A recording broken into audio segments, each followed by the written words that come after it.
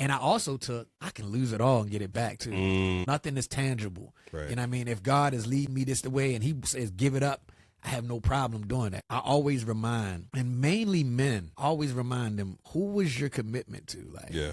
I know you were committed to her, but you stood before Christ, right? Like, did you make that commitment to him that you would love her like Christ loved the church? In the beginning song, it talks about that hopelessness, that where I was in that moment in time. And literally feeling like this is what hell feels like void of God. Until getting to a place of saying, okay, you know what? I ain't made it there. I ain't where I need to be, but I am so far from where I was. You're going to suffer if you don't take care of yourself. Yeah. I'd rather suffer in the gym and suffer getting up and being tired and being sore than to suffer, can't walk, can't. You're going to suffer one way or another. Which one are you willing to endure and go through? This is James Rousseau, a.k.a. Trig, and let me welcome you to the Corling Solutions Show. Welcome to the Corling Solutions Show, family. You know my goal, empower you to reach your potential through faith, arts, vocation, education. If you've been tracking along, you know I've been hyper-focused on leadership. So today's guest is really appropriate. Over 2 decades in the game. And you may say, what do you mean by in the game? Pastoring, leadership, serving people locally, in prisons, marriage. We're going to talk about marriage, okay, and music. And on the music tip, he just dropped, or is about to drop, a new album called Above All Else. So this tells you he's not just a streaming man. He's been around for a minute. Get that CD with them liner notes. By the way, if you want wax, for those of you who are older like me, we got them 1,200 turntables, or the newer ones, picking up turntables from Best Buy, it's all good. He's going to have wax too. Welcome to the show, my good brother, D Black. Yes, sir. I appreciate you, What's man. happening, bro? Definitely, man. It's funny watching you pick that up. Yeah. Because I wasn't going to do CDs, and I'm like, bruh, we need to get back to that. Like, I'm going to keep it, original and definitely get back to, what I was excited about as well. Absolutely. Yeah. I think the whole thing with mediums are we try to classify them to generations, and the fact is everyone is doing different things nowadays. Yeah. So you can't overgeneralize and say, it's only the older people who would want it. Bro, younger folks are picking up on different things. And they got CD. Some of them have CD players in the car. No doubt I was about it. really surprised. I started doing my little research. Yeah. And I'm like asking the young dudes, I'm like, bro, you got a CD player in your car? You're like, I got. First of all, most of them got older cars anyway. So they listen to CDs. They listen to CDs. Yeah, they listen to them. Yeah. So, yeah. I think it's something about the tangibleness, too. When you touch things. Yeah. I was recently on vacation, man, and I didn't expect to do this at all. But by day 4 or so, my wife got me to do some painting, like paint by colors on a canvas. Okay. And it's so interesting, right? Because you'll be playing a game on your iPad, right? You go to breakfast, walk around a ship, this, that, and that. And then you'll play something or watch something. Yeah. But it's amazing when you let go of digital and start to hold things and move your hands. Yes. There's a different, I want to say peace, and I dare say countenance that comes upon you. Yes. Like it just settles the spirit in a different Yeah. way. You know what I'm saying? I have to write, like, doing music, a lot of times we, back in the day, you write everything in a book. And believe it or not, this project, I was doing a lot more writing. Wrote the lyrics down? Because I was intentional about feeling every single thing, right? Like, we type everything into the phone now. And I thank God that we can just have it structured. Yeah. But there is a difference when you actually put that pen to the paper. Yeah. I still, believe it or not, man, I still have a habit of starting the day. So I walk around with these black books. They're like about this. Yeah. Probably has 200 pages. I have a page for each day. And I still have a habit of when I come in the morning, writing the date at the top of the page and then my priorities for the day. Like, I know my rocks for the quarter, what I want to get done, but then what am I going to accomplish today, right? And it's something about, I put a little square box in front of each thing I need to do. And it's something about being able to go back, check off the square. Wow. You know what I mean? That little moment of, intraday accomplishment, right? But there's something to your point around, as I'm writing, I tend to let my thoughts come together differently, right? And even doing meetings, I still have a habit of taking written notes. So that's, likewise, brother. I got a actual calendar. I gotta have the calendar. To have it, bro. I write in the calendar. I look at it. I check off, like you said. Yeah, all of that. I literally will write down, call so and so tomorrow. Same. Yeah. Same, bro. There's something about it, and I don't think there's a better or worse. I just think it's how we all think. It's so funny. Do you remember the Frontliners? Yes. So with Joy. from the Frontliners came through Friday, right? Wow. And he previewed. I have a leadership book I just finished writing. The manuscript's done, but now you're going through the editing processes. Sure. So now, this being my second book, I'm trying to do things I didn't do during my first book, which is get more early feedback. Okay. So I sent him a copy, and I was waiting to hear his feedback. I thought he'd pull out his phone. My boy had printed all the pages. Wow. Shout out to Bajoy, bro. Thank you, brother, for taking that time. He had printed out all the pages and literally had notes on each page with themes, and he's going through with me. Like, bro, he might got a business on his hands. Seriously, man. Because that is, that's unheard of in these days. Well, he's an HR leader, manager of a division at Vanguard. Okay, so it makes sense. Yes, right. He's a student development professional. Yes. Let me ask you this, man. What's one thing that people don't know about D Black? Like people who are close to you, Mouthpiece, Jeremiah Blodgett, T Strike, all your homies. What's one thing that they would be shocked to hear about D Black? I like musicals. Yeah. What's your top 3 musicals? Thanks to my wife, I'm gonna Annie. Really? Yeah, that's one of the ones. Grease. I would say those are the 2. Mm-hmm. And now for some reason, because it was, the Broadway stuff is The Color Purple when they did the musical to it. I didn't see that one. Okay. Yeah. Was that good? That was really good. Yeah. I finally got to New York to see Hamilton. Oh. I should have put that. And it wasn't there. with the original cast, but it was still really good. Yeah, that was really good too. And I've watched it several times on Netflix, whatever it's been. Yeah. And I'm not gonna lie, bro. Sound of Music. Sound of Music is that's one of mine. Yes. Whenever it comes on TV, I can't help but watch the whole. I know the songs. Yeah. It's weird. Like it was times where I was like, I don't want to like this. Yeah. And I'm like tapping my feet. I think I seen one of the best, believe it or not, on a cruise they did it was a Grease. And I'm in there, my wife just dancing away and having a good old time. And I'm like, yeah, this is all right.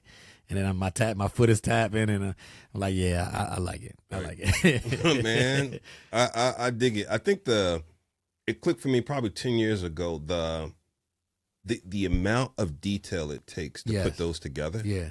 I didn't appreciate probably like 10 years ago as I started paying attention, and you're like, man, it's the acting, it's the musicality, it's the director who's directing the band or whatever the case may be. Like so many things have to work perfectly to the second. Yes. Right. Yes, and so you start to appreciate that as a creative or whatever your point of view is. And it's like, man, how could you not appreciate some of that? Yeah. And I mean, music in general, man, like I like all type of music. And I enjoy it if it's good music, right. So, but like you said, from that aspect, it's a lot going on, man. And if you can't appreciate it, then.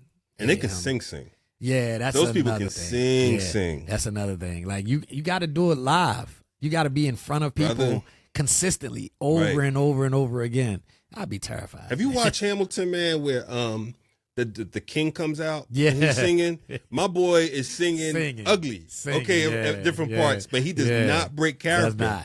Does not break character. Like, I know I'd have wiped my sweat. I'd have wiped my mouth. Something. I would have, same thing when the boy who plays George Washington is sweating like crazy. I'm like, how can he not wipe his brow? Like, I always have my... Professionals, man. Even was it Odom? What's his name? The singer who played Cross from Manuel. I can't think of his name. Leslie Odom. Okay. Leslie Odom. Same thing. He was sweating and whatnot. Did not wipe their brows. Them guys on another level. In character, man. Whole nother level. So for sure. Huge shout. Let me ask you this. When I think about everything you've been doing, man, for over 2 decades, because again, you're leading as a pastor, about to do a church plant on staff though. You've been in prisons, you've done music through a couple phases of transition. So you were doing music from out the trunk through CDs to streaming to now, I want to call it the post-stream hope for virality moment, back to building audiences, right? Right. You've toured all those different things. When I think about all that and holding it all together, and it not looking hard. And I want to emphasize that. When I see you, I never see you looking like you're stressed about it. Yeah. Like you just move in the moment. I call it the Greg Louganis effect. You ever remember Greg Louganis? Yes. That was my dude. When I would watch him at the Olympics and he would dive off that board. I remember him hitting his head even. But he could do like a triple somersault. It looked so easy. And hit the water with zero splash and made it look so effortless. Yeah. And then when you go back and watch what it takes. And so when you see people doing that, you can't help but acknowledge they're in the flow of it. It's like basketball players saying like the game slowed down. Like if you started to think about the leadership experiences you've gone through and the moments of pressure and so on and so forth, is there a moment or two that comes to mind that you feel like has really shaped D Black?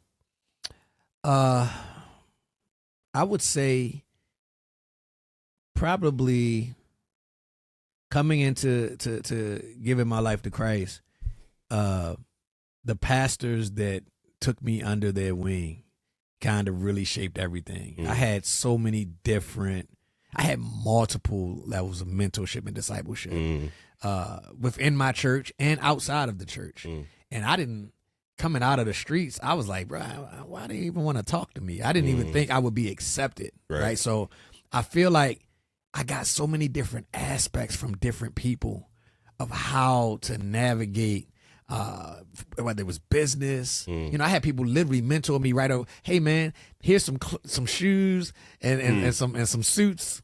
You know what I mean? If you're going to do business and all of this stuff, like I had all of these different aspects of people pouring into me that kind of got me ready. And I didn't even understand at the moment in time, even ministry wise. I had pastors who were pouring into me, and I didn't know I was going to be a pastor. I didn't know I was going to be ministering. I didn't know I was going to be doing any of those things. So I feel like the moment, and this was immediately when I gave my life to Christ and I just fully submitted and started serving in the church, they saw it and they immediately drew to me and said, hey man, how can I help you? So you didn't raise your hand and say, no, I want to be. Nah, I didn't want to be. You didn't want to be. What do you think? What was the gravitational pull? Why do you think? I think they saw, and what I always say is when I came from the street side, you can't teach loyalty. You can't teach. There's certain morals and principles that I've had, whether it be integrity or anything, that I had before. Right. I didn't even know or understand why I was walking a certain way or doing things a certain way. Right. So I think when they even saw that, when I was real about Christ, I was real about Christ. Yeah. I wasn't going to fake or play with it. Right. It was like, okay, I'm giving my life to God.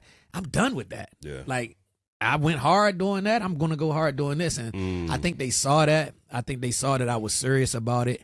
And they saw what God could do, how I could be developed. Yeah. I believe they also saw the call of God in my life. That's good. You know, that I didn't even see. So you get saved, people start wrapping their arms around you. And so what's one of the first things you can remember learning from one of those people that kind of you was a gem? You're like, man, this could change my trajectory. This could change my life. Believe it or not, there was a pastor in my church. Now me immediately coming out of the craziness, I was like just trying to do everything right. I just wanted to make sure I was in line with this. I ain't doing this. And I remember he sat me down. He looked me in the eyes. He said, son, you can't do everything right, man. You're going to fail. You're going to fall. You're going to have time. Like, you know, crazy as it sounds, at that moment in time, I needed to hear that because I was like, man, I just don't want to deal with anything. I want to make sure I'm doing the right thing. And that was the first time I actually understood faith and the understanding of me not trying to be with God, but just allowing God to develop me and to become what God is allowing me now. I wasn't going to just run crazy. Oh yeah, that means I can just go sin and do whatever. Right. But I think in that moment in time, he saw me saying, bro, you ain't depending on God. You trying to do it on your own. You know what I mean? In your own strength. And I needed that when he told me that. It was big. Almost like releasing the pressure valve. Yeah, it was. Especially from a standpoint. At first, I was like, I was insulted. I'm like, what you mean I'm a fall? What you mean I'm a, you know what I'm saying? What you saying? He was like, nah, bro, you gonna make mistakes. Yeah. You know what I mean? You're not gonna get it all right. You know, some of the stuff that you reading and that, you ain't gonna know. You don't know yet. You don't understand. And I needed that, man. It was big. That's good. What was a moment where you felt like, man, I've got this great counsel. They've given me a lot of solid advice, but maybe I've taken a detour and not used that advice, and now I gotta own up to it. Yeah, I know exactly the moment. It was. I my first son was me and my wife, we got married. He was a honeymoon baby. Like literally, we got married in January. He was born in October, man. And I remember he was getting ready to be born, and I was working my tail off. I was working like 10 hours a day, 78 hours a week, and still full time in ministry. Mm-hmm. But I was like, well, I got to make sure he's straight and everything. But then I started missing church, like, Sundays, right? And I remember my pastor, he said, man, this ain't going to last, bro. Like, only what you do for Christ will last, right? Like, he was like, I was trusting the money and the finances as my security, and I was working my tail off to do it. And sure enough, I was fired New Year's Eve. And it was like, because my son was born, and they had this stipulation where you can't take off. And I was like, I'm taking off for my son. And I remember I got fired. We got put out of our house within a month. Are you serious? Within a month. I only had like a townhome at the time, and we got put out. And usually it's unusual after a month, they give you time. And it was crazy is I actually had enough money, and I said, I'm going to go get something, and somebody else. And by the time I got back, they were already putting out stuff out. Wow, man. And that was a moment for me where I was like, okay, God, like, I lost sight of everything. Like, and my security was in that. And I remember sleeping that night. I had a U-Haul, put all the stuff in, sleeping in my wife's aunt's house. And she was like, and I'm laying on the floor with my wife. And I got my son who's just, born not too long ago. And I'm like, what the heck? How did I get here? Yeah. And I had a friend who took me in really close, and we stayed with him about a month. And then, man, I just saw God start to work with me. And I became a youth pastor because of him being at his house, because he was working with the youth. So God still had a plan in the midst of that. But I lost focus in that moment in time. And I was so focused on getting and financial and all of that that I kind of went away from what I was doing. Man, what did you take away from that? What was the lesson for you? For me, was trusting God, man. Like, it don't matter. I don't care how much money I got in the bank. I don't care how much I save. I don't care how good my job is or any of that stuff. That's not my source. Yeah. You know what I mean? That's really what I took from that.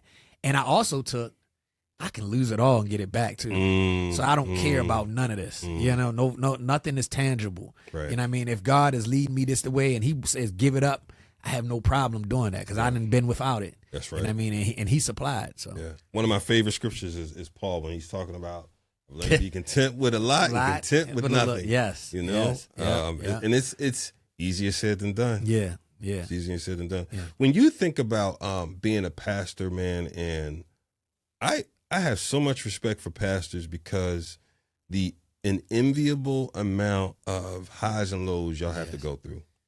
Yeah. Right? Baptizing people and watching that new life come out the water, the public expression, to funeralizing, to everything in between, from the bickering, the bartering, the barriers, the backbiting, you know what I mean? Like there's just tons of highs and lows, man. And, just your nervous system dealing with the emotional responses of that and trying to stay balanced, man, is just such a thing. I wonder, we were talking about this before we started, and I didn't plan to do this, but I'm going to play this clip. And I would love to hear, and actually, I just think it's word for word a prayer, man, for couples. Sure. Nevertheless, man, she was talking about 18 years of marriage ending. Yeah.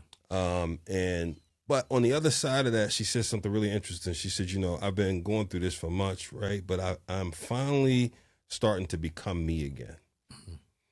And so there were two parts that hit me, right? One was man, does that mean for a period of time she was a silent sufferer? Right. Or in the house sufferer, right? Right. But two, I'm happy that she's happy. Yeah. But at the same time, man, I would be happier for them if they were able to work it out, right? It says when we come together, we cleave, and Christ is with us, right? And we keep Christ in the center.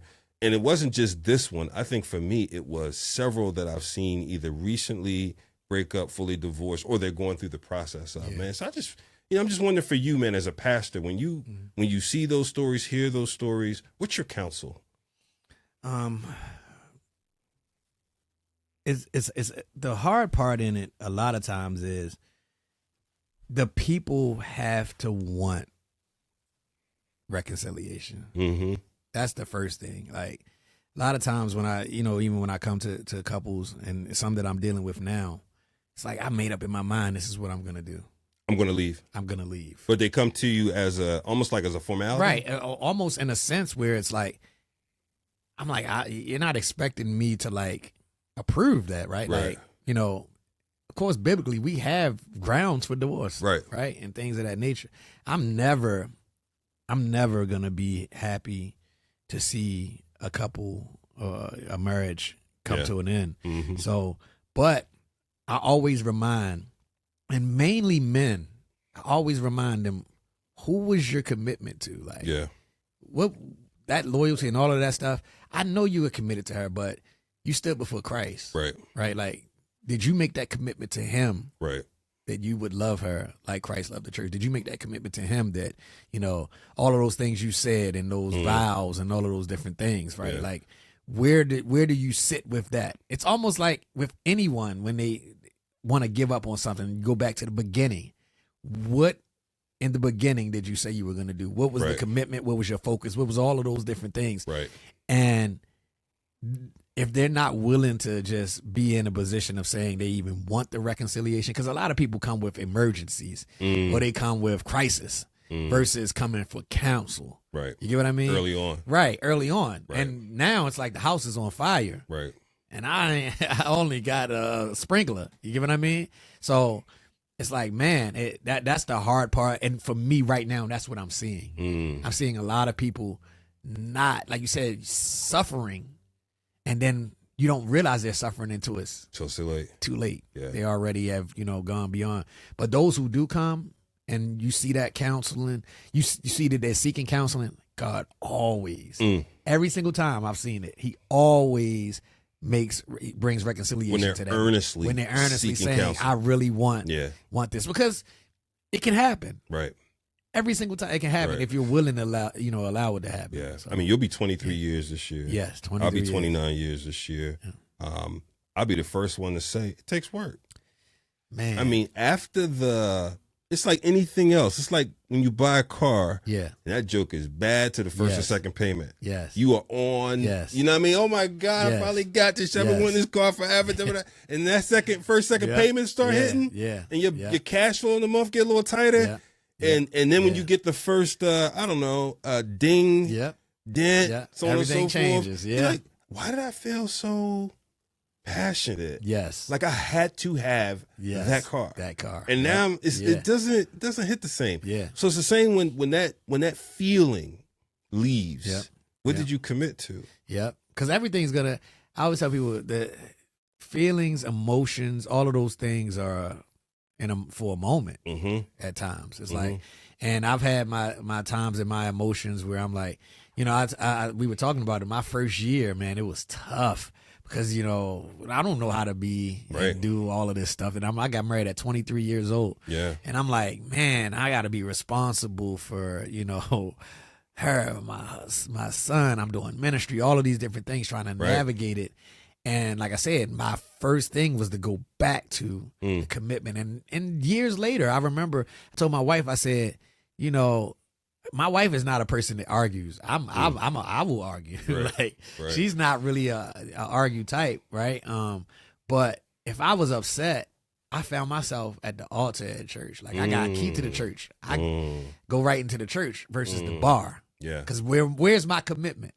Right. What am I committed to? And that's when I realized for myself, I say, oh, I don't even know how to go do anything else. Right. I'm sitting in the church in the dark. As a former weed, then you used to smoke or sell? Yeah, smoke too.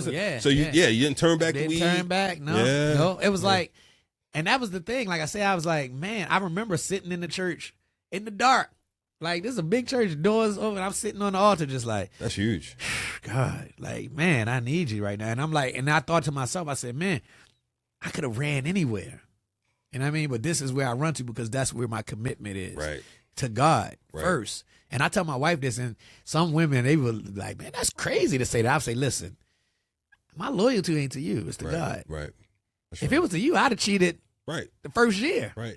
Love her like Christ loved the church. I mean, exactly. I said because as a person, a man in flesh, right, it's like we can fall. We can anything. I've had many situations and opportunities of things that come that I ran from because I fled from sin, right? Right. But if I wasn't committed to God, The moment she upset at me, right. I would found someone who said, "Oh man, Right. you're wonderful. You're Right. awesome. You're great. You're, all of these different things. You're powerful. Yeah, Yeah. all of these things." So that loyalty that I had to God is what kept me Yeah. committed to my wife. Bro, that's commendable, man, because the coping mechanism can be something that just compounds the issue. Right. What you cope with. Yeah. You know what I mean? The Yeah. bottle, the smoke, Yeah. the club, I just need a break. Yeah. You open a Yeah. pack of cigs, Yeah. some squares, Yeah. and next thing Yeah. you know, Yeah. right? Yeah. And it's like anything else that you use for to sedate, to cope. Yeah. You then need more of it each time. Yes. Right? So this is Yes. a slippery Yeah. slope. Let me ask you this. So given what you see, seen as a pastor, what would you say are early signs and suggestions that you should consider some counseling as a couple? And I really want to talk about us as brothers, as the priests of the home, as the leaders of the home, taking the first step. Yeah. Because I know there was a time I was guilty of saying it's not working, right? Something's not right. Yeah. And pointing at my wife. Well, Right. you need to. And so I'm going to, same thing. I've gotten better over the years of, no, I need to, Yes. as the leader in the home. What would you say, man, though, are signals, signs, symptoms of you might want to call your pastor, have a counseling session? Me personally now, because I do counseling myself. I'm in counseling as well, continuously. As a pastor, as a husband, I feel like as men, we shouldn't even wait. I think we should be proactive. Don't be reactive. Don't be reactive. You know what I mean? Because we got a lot of stuff going on. Yeah. Trauma and things and years of how we've been trained and conditioned in certain areas of our lives. And I feel like we can't be whole for our families if we're not whole for ourselves. Bro. You know what I mean? So I feel like that is an automatic. Don't even wait. And you ain't got to do it with her. Do it with you first. Start and be, like you said, the leader in your family, because that's one of the counselors when men come, they say, she said, I said, well, what did you say? And he's like, well, I said, but all right, but what did you do? What'd you do? And she's like, what she did. I said, I don't care what she did. What did you do? Like, how did you handle the situation? I can give you a testimony for myself. Yeah. Man, God really got, like, I remember me and my wife, we were going through financially. I was like, man, we need to focus on this. This is what we need to do. And I remember she had her job. They had these purses they were selling, right? They were somewhat expensive, but they were like, she was a nurse, so she making good money, right? She's like, we can spend this. I said, no, we got to budget this, right? And she said, well, they'll give it to me to my job and they'll just take it out. I said, yeah, but just wait. So I think maybe a couple weeks went by and she came with one of the purses. She was like, I got an extra bonus, so I was able to get one of the purses. And I'm like, but we ain't even. So my first thing, I'm mad. I'm like, oh, you ain't, man, why would you do that? Why would you not talk to me? I'm doing all this. And immediately I said, the way I respond to this is going to matter a lot. And you won't believe what I did. I went and bought her like 2 purses. Come on. And people was like, that's crazy. I went and bought her 2 purses. You know what she did? She said, I ain't need that purse. I ain't need that. Because I said, listen, here you go. Right. I was like, maybe you really wanted a purse, needed a purse. Right. Right. And in some ways, it was a lesson too. It was like, here you go. Yeah. Right. And she was like, I didn't need those. I was like, but she was like, nope. And she took the other one back. And it was weird for me in that moment because I just wanted to be angry and mad. I did. I wanted to be angry and mad. But in that moment, it was a time where I said, I need to watch how I respond in this moment. And it's going to make it like people don't realize one response can change everything. Everything, brother. You can say one thing, but you can't take back. Brother. It'll be there. It's like a rudder on a cruise ship. One tweak in the wrong direction. You were going to Puerto Rico, now you're going to Spain. Yeah. Yes. and that one moment for me was big because I was like, I'm a blesser. Yeah. I'm gonna bless That's her. Good. And in the blessing, she was like, nah, you know what? It was a lesson in it. Changed the conversation. It changed the conversation. And for me, too, of how I handled it, she looked at me like, oh, okay.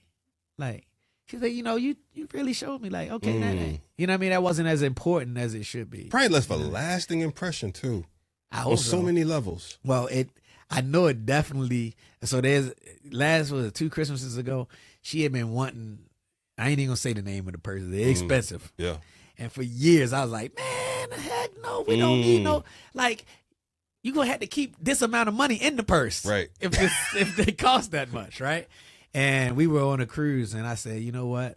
I'm going to bless her with that purse. Like, my wife's been good to me, man. Like, I'm going to. Yeah. And it wasn't about me. Right. It was about her in that moment. Right. And I went back to the earlier conversation. This was early in our Yeah. marriage. Yeah. And I was like, we ain't never had no issues of that before. And I said, here you go. And I remember her face just like, it wasn't even about the purse. Right. You know what I mean? It was Yeah. about the fact that Yeah. she knew that I didn't care for it, but I knew that I was doing something that she Absolutely. cared for in that moment in time. So it was like almost a full circle moment for Right. sure. Which quite frankly could be seen as a sacrificial gift. Yeah.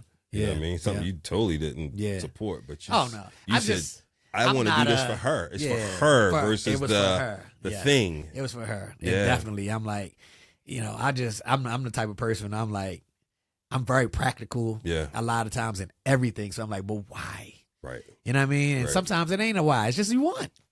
Just like me. Sometimes I just want. It ain't even exactly. It ain't that deep. You know what I mean? This is the one thing, to back to that point, man, is appreciating we have differences. That's it. Yeah. And preferences and whatnot, right? Yes. And not trying to criminalize somebody for their Yes. preference. Yes. You want this, Yes. you want that. Yes. I don't care about this as much you care about that. Right. That's okay. That's okay. You know what I'm saying? That's all good. Something you said was so important, man, though, being in a place where you are getting counsel on a regular basis. Yeah. I'd advise that to all of our brothers. Like, I've had a therapist for 18 months, 2 years, and then I transitioned into a mastermind group. We meet bi-weekly. Wow. That time bi-weekly for me is so critical. Yes. Like, I try not to, I'll move a lot of things on my calendar that I won't move, man. Wow. There's something about, and sometimes I'll be going into it. You know how it's 2 minutes before the meeting? Yes. You're like, man, I don't feel like this today. I got so many things Those to are the do. greatest ones. Why I got to do this? Right? And then you get on, and the facilitator is so good by saying, let's quiet our minds. Yes. Let's quiet our bodies. Yes. Let's take 60 seconds to breathe in 4 counts. Yes. Breathe out 6 counts. You're like, I don't feel like it. And then you're like, thank you, Lord. I needed that, right? Because there's that connection, man, between the spirit and your body and all that. It's real. It's real. It's real. So to settle yourself down, to quiet your mind, to turn all the screens off, to say, for this 90 minutes, I'm going to take care of me. Yes. In a critical way. And what I love is it's a mastermind of brothers in the faith. Yeah. Right? Yeah. So we get to talk about all the things. But this year our focus theme is becoming. Wow. Right? And we spend a lot of time, man, just talking about who is it you want to become in Christ and why. And just going through the things, man, and having those kind of like tip of the spear conversations. So I just want to encourage brothers to get in a place where you can do that on a regular basis. Don't wait for the issues to crop up, because the issues are nonstop. It's like an inbox. Oh, they're there. They're there. Whether you see them or not. Whether you want to acknowledge them, see them, acknowledge them or not, they're there. Yeah, they're there. So talk about this album above all else. I'm going to give you a few observations, not even having heard it. Jeremiah Blige on this artwork is communicating something critical, man, with the church house over the land and the land departed from the earth. Yeah. What are you communicating there, bro? Yeah, man. Above all else, guard your heart, man. Like the idea of the church and what the church represents. Yes, you see the building, but we are the church. Absolutely. So we are the representation of that church. And so the roots, you see the roots on there, right? Like the ground and all of those things.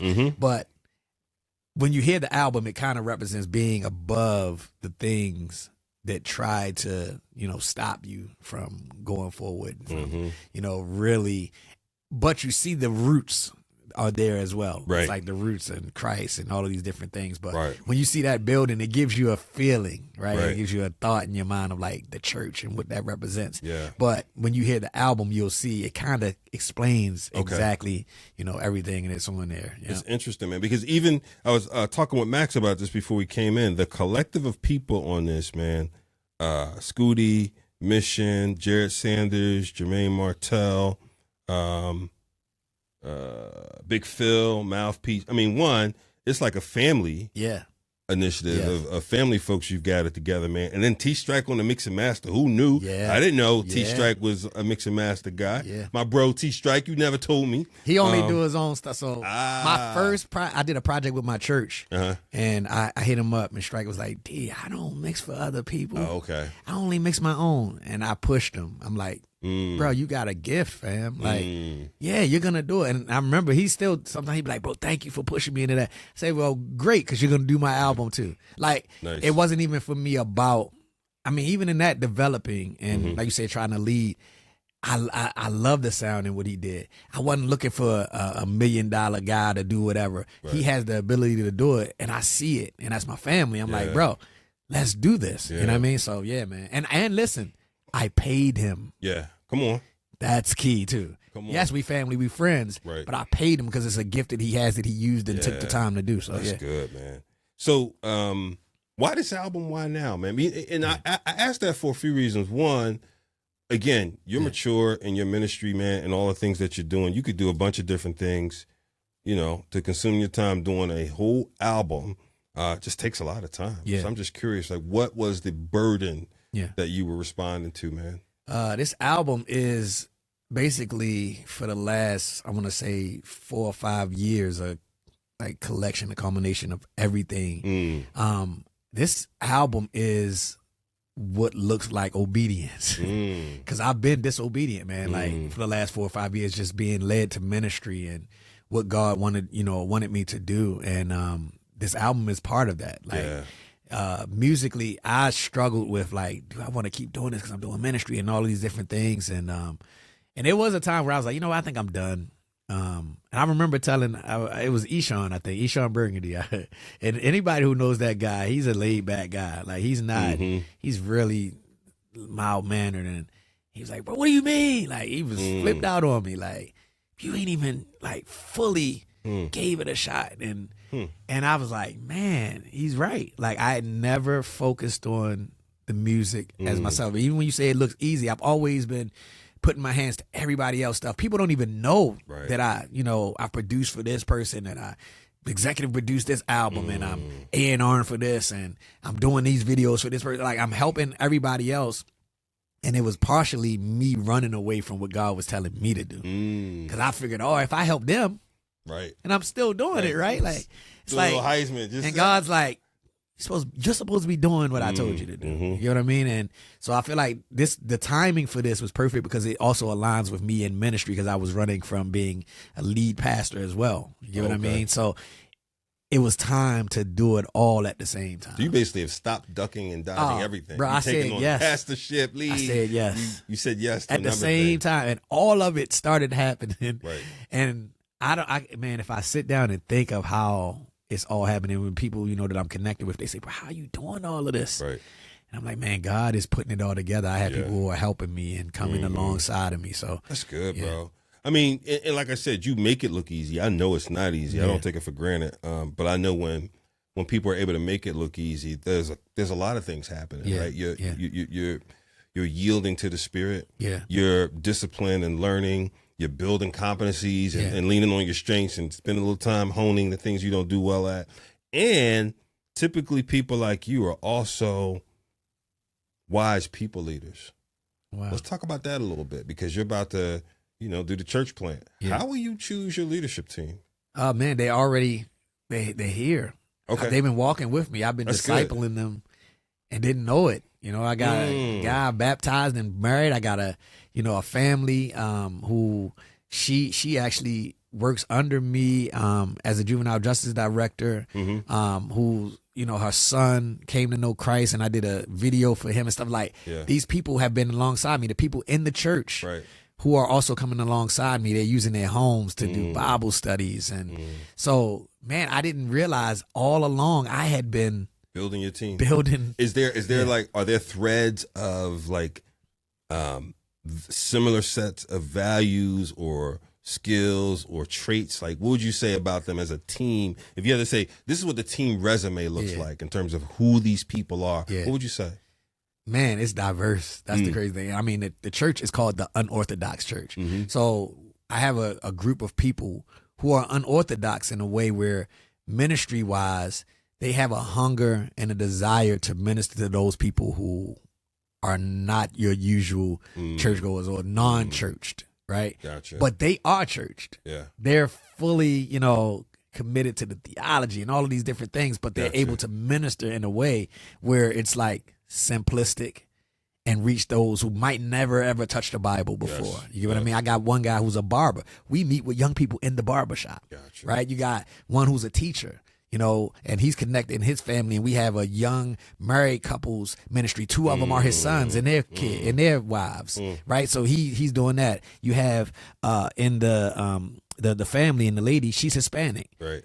I don't speak Spanish, but I got multiple Spanish families. We're doing a quinceañera for 4 girls coming up soon, and then having a big event. They don't even speak English. She's my interpreter, right? So it's like God is, they're all so different and unique in their own ways, but they're simplistic in how they're able to minister to people. That's for good, sure, man. It's almost like you got a team that's like, Battle of the Planets. You remember that?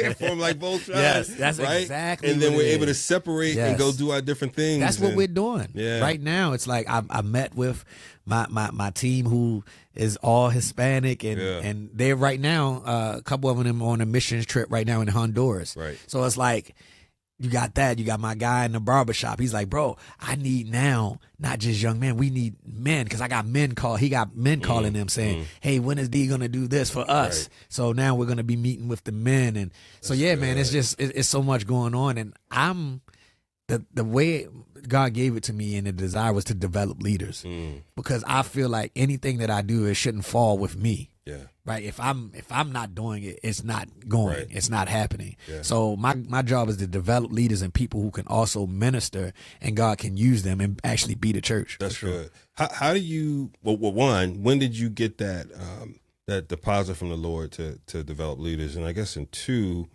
what have you done to really, I guess, develop? I don't want to even call it a curriculum. Yeah. But how have you thought about how you walk alongside them? Yeah.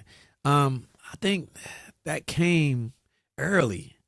And when I say early, I mean like when I first got saved and I was like in ministry, I was walking in training. There were pastors that I would meet and I would talk with them. And like, so where you a church at? What pastor you church at? I'm like, I ain't no pastor. Right. I'm like, man, I'm still in training. Right. Like, right. And they were like, man. So there were pastors even that I would be with. And because I was so, when I first got saved, bro, I'm talking about, for me, some people say it doesn't take that much. For me, it did. Like, I wasn't watching TV. I was so focused on my word. I was studying. I was running from my sin, literally, man. Like, I had people who were calling me, trying to give me drugs and stuff like that to sell and all that. And I was like, man, you know what? I was sleeping at the church. Yeah. You hear what I'm saying? I wouldn't even go home. That's how committed I was to stay away from it. And I dove in the Bible. I'm talking about for about 2 years straight. I was so focused. I didn't know what was going on in the sports world. I didn't know any of that. I was just plunged into it, right? So I was so focused on that and connecting with people that I had already started that development, and I didn't realize I was developing people. Right. And I would have pastors say, hey, man, you did this for me in my life. And man, you're young, but how do you? And wisdom comes from God, man. Sure. Absolutely. Plain and simple. I tell the people, I'm so dumb to trust God. That's what it is. I'm so smart enough to know I don't know. Yeah. That's the only smart thing I am, to know that I don't know, and I got to trust God. And that's how I'm led. So that's how I am with people in general. So when you say from a curriculum standpoint, I would say I value relationship. That's really it. Yeah. I feel like one thing that stood out for me with Jesus when he called Matthew and he said, hey man, let's have a party. Call everybody let's just get together. You know what I'm saying? Spend time with just spend time. And then I'm a minister, and they gonna be the worst of the worst people. Right. I know the people you're dealing with. Right. You get what I'm saying? Hey, just come follow me. Right. Let's walk this thing out. I'm going to show you exactly what it is. So I value all of those people that are connected to me are through relationship. Right. And they're all built on biblical relationship. It ain't like, oh, yeah, man, we just randomly met. It's like, man, it was a situation where there was ministry involved and there's time invested. That's and good. There's seasons invested in it. Yeah. That's good, man. I love what you said, too, about that willingness to know you don't know. Yeah. Right. Because there's a thread, man, to me that I hear, too. From being pre being saved to being saved, it's just committing to the process. Yeah. Committing to, you know what I mean? Like you were a grinder when you were grinding for the wrong things. Yeah. Right. Yeah. And you've been a grinder since being converted. And I think that's something sometimes we miss in the Christian world of your personality at your core. Yeah. May not change at all. Right. You become a little easier to the touch and whatnot. But who, like your insides may not change, and the Lord's going to use it. Yes, He will. Everything you went through that He allowed you to go through, stanking on the stank side, when you come to the good side, you're going to use all that. Oh man, listen, some of these kids that I deal with, some hard kids, man. Especially in Baltimore, I dealt with kids where I had one kid, man, he was literally beating his mom. Right. Think about how do you deal with a kid. He was a gang leader. He was beating his mom, and his mom called me, I remember. And she said, you gotta help me. And I remember I went and had to like snatch the kid off the corner. And I remember his older brother went with us. I took him to my house. He lived with us for the whole summer, me and my wife. And I remember it hit this strong, big kid, gang leader. Yeah. And I remember in my moment, I had that righteous anger. I snatched him out the car when we got to my house, and I literally had him off the ground. I'm like, what is wrong with you? He's like, in that moment, he turned to the kid. He said, I'm going to tell my mom. I said, fool, you're here because your mom is the reason you're here. He's like, what? You know what I'm saying? Like, and he lived with us for that year. I remember me and my wife had him doing grass, taking out the trash, and he just was with me. And I saw God change his life. And the one thing I remember asking him was, I said, why is it you could respect us? You could show us respect. You could, yes, sir, no, sir, all this. You would beat him. And you know, he told me later, he said, because you tell me what to do. Like, you give me structure. He said, I just was running. I just doing whatever. And that's, I learned in that moment in time with young people, with anybody. Come on. They want that. Come on. No matter how crazy you think they are and what they look, that's what they totally need direction and structure. We all need it. That's right. And once we get that, everything changes. That's good. Yeah, man. How old was he at that time, you think? 16. How old were you? I was, man, I wasn't that old. I had Did you to be have a previous relationship with him? Yes, he was at the church. So I was working as a youth pastor then. So he was at the church, but he wasn't really involved because he was out there running the streets. But he would see me. He was connected to me. I was connected to his family. His older brother was really connected more than anything. And but you didn't have a close relationship. Not a close You one. knew who each other were. And we knew, like, I knew him enough that I could deal with him in that manner. Yeah. And fun, man, just a awesome testimony. I put up a post on Instagram. You know, you can do fundraising. I just did a group trip with like 4 or 5 young dudes who finished their probation, took them to the Keys, the Miami Heat game, and I put up a thing fundraising for Youth for Christ for that. Yeah. So they can get money for them to do more trips. And he gave. Look at that, man. Man, it blew my mind. Jeez. I think they just wrote a story on it about with him because I told him about it. And I said, man, if that ain't for it, because he saw the picture of me still doing the same thing with them kids. And now he's grown and he has his own kids. And I saw it and I'm like, is that him? And I clicked on the Instagram and sure enough, man, he gave towards it. So how old is he now, you think? He got to be in his 30s. 30s, in his 30s. Yeah, because I was in my 20s then. I had to be about 26 maybe. I mean, he was maybe 10 years older than him. So he's about 36 That's at least. Good, man. Yeah. You know, I can't help but believe that within the lyrics and substance of this project is a lot of leadership prompting, man. Yeah. I can't help but believe that. Like, if you had to sum it up in no more than 3 sentences, what do you think people are going to take away when they hear this whole album, if they listen to it from front to top? Oh, man, I can actually tell you. Yeah. I did a really small listening session in Atlanta a couple weeks back. Track Stars was there. Scott Free was there. My brother Mouthpiece 2.0, Chris Elijah, like some guys that I know and connected with. And I remember Mouthpiece saying, this is adult. This is what the adult world looks like to walk faith, to walk out your faith. Like, I'm like, wow, okay. Another thing, I think, me personally, what you would take from this, when you look at from the ascend to the mountaintop experience of it, I wrote it in a way where you can listen to it front to back or back to front. So wherever you are, if you're in the valley, right, and you're moving to a place, or you're here, sometimes you got to go back to where you were, you know, to your first love, right? And what that looks like. So the beginning song, it talks about that hopelessness, that what I, where I was in that moment in time, and literally feeling like this is what hell feels like void of God. You know what I mean? To getting to a place of saying, okay, you know what? I ain't made it there. I ain't where I need to be, but I am so far from where I was. Yeah. So I agree with you.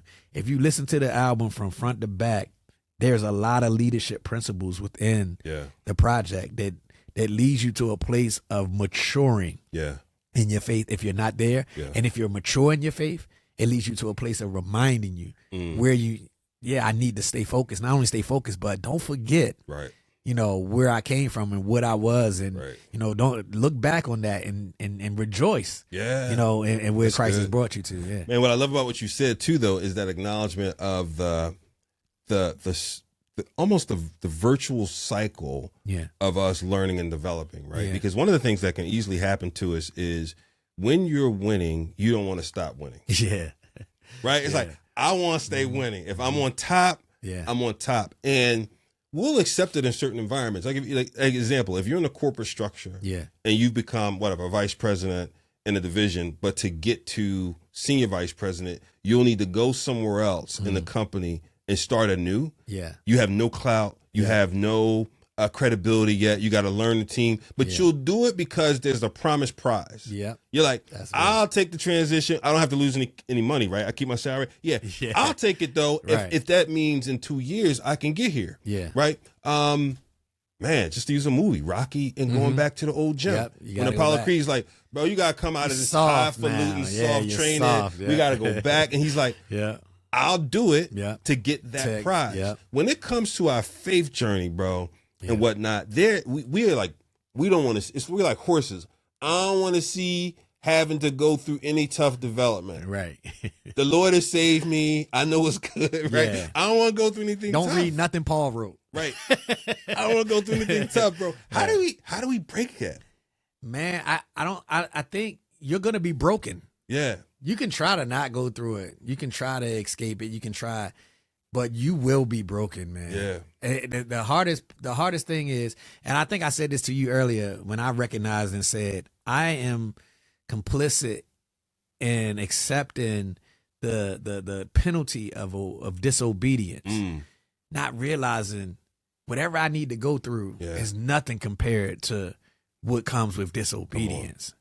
Come on. You get what I mean? So it's like, if I'm going to struggle, it's like, okay, your health, right? Let's just use that for an example. You're going to suffer if you don't take care of yourself. Yeah. I'd rather suffer in the gym and suffer getting up and being tired and being sore than to suffer can't walk, can't. You're going to suffer one way or another. Absolutely. Which one are you willing to endure and go through? I would rather choose logically, right? That's how I am. I'm a logical person. I'm like, I would rather take the penalty of the truth than the penalty of a lie. Right. Give me maintenance versus repair. Exactly. It's like there's always a balance with that. You know what I mean? So you're going to suffer whether you want to or not. What are you willing to walk through, and at least do it knowing God is with you? Come on, bro. That's a different type of suffering. That's a total different type. That's good, brother. Listen, tell people where to catch up with D Black. Get all things D Black, man. For sure, man. You can catch me on my website, www.dblack.com, on all social media at dblackmusic. Yeah, man, I'm there. Yeah, man, I'm looking forward to, possibly hitting the road. Yes, sir. After this. And when I say hit the road, it ain't going to be like I'm gone for a long time. I'll be out a couple weekends here and there. But I am looking to do something. There's going to be a tour. I've talked to a couple of different artists, not just your regular music. Yeah. Talking about ministry. We even talked about doing like a evangelism tour where we're preaching and we're out knocking on doors and doing all of those different things. We got to, go beyond just the music for sure. So good, brother. Thank you for coming, man. Thank you for leading. Thank you for showing people the way. Y'all know what it is. Pick up Above All Else. By the time this interview is published, it's probably available. I want to encourage you to do a couple things. I say this every now and then. One, stream it for sure. Put it on the playlist, but get the album. And also just take the time and listen from front to back. I think when artists tell you that they've constructed something of substance, and it's been planned. Yeah. Like, just do it justice and listen to it that way. Consume it as it was written to be consumed, y'all. Until next time, y'all, keep it locked. You know what it is. It's Holy Culture Radio. Much blessings. Peace.